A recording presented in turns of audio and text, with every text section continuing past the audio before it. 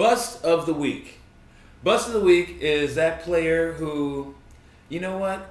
Usually you're going to have to start him because you don't have many other choices. But you should, as my friend Scott likes to put it, temper your expectations. Temper, people. Temper those expectations.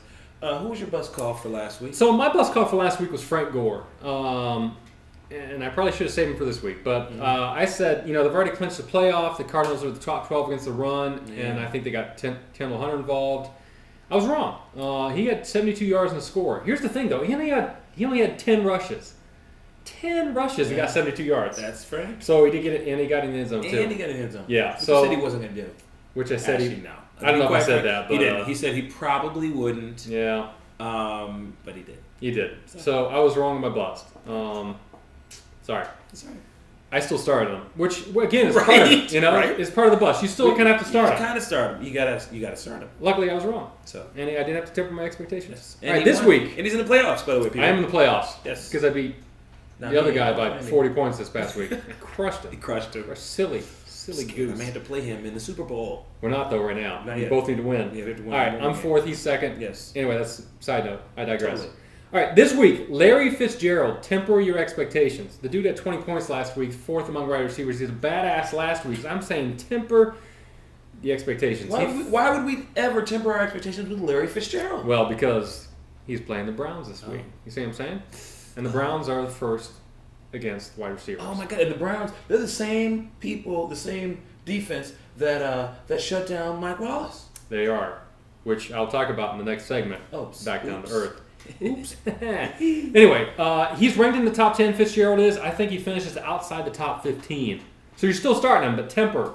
Ladies and gentlemen, temper. What do you got? So, I said last week the bust of the week was LaShawn McCoy. That's right. Philly went into Miami. Why would you say that? Why I said that was because Miami was taking care of business. And the week before, they had taken care of business with against the Oakland RBs, which I don't know if you'd call I called that. I did definitely. Call that. And they were doing that. And actually, he only got like 1.5 yards per carry. Yep. How many touchdowns? And he got 33 yards of receiving on 3 catches, which is fine. But he got 2 short yardage touchdowns. 2 short yardage touchdowns, which places him firmly in the set of, you guessed it, badasses. Yes. Really? Yes. He was a badass? He made it 5th, which top 5 is badass. Because we're honest. I'm telling you this. But the fact of the matter is, sometimes it's hard to call who's going to get a TD and who's not. But clearly the yards per carry average speaks some volumes.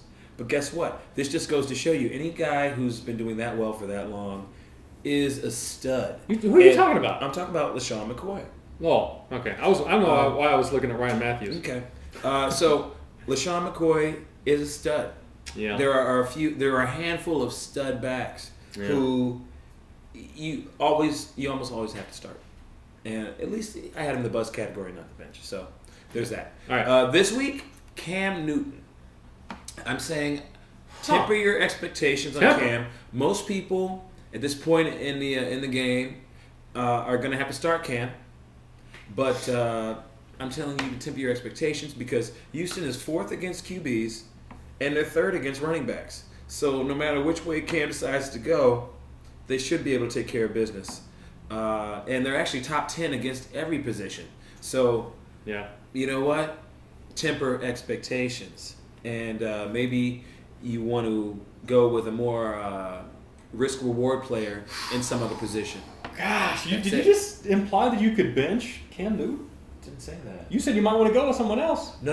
What I'm saying is that in addition, since you have him on your roster. In a different position. Good clarification.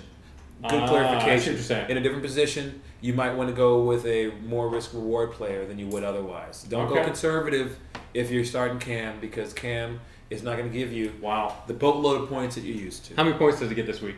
Ooh, hadn't gone even that far. Because I'm about to talk about this in the next segment. Well, let you do that. Okay, great. We'll talk about that later. So that's Bust of the Week. Peace.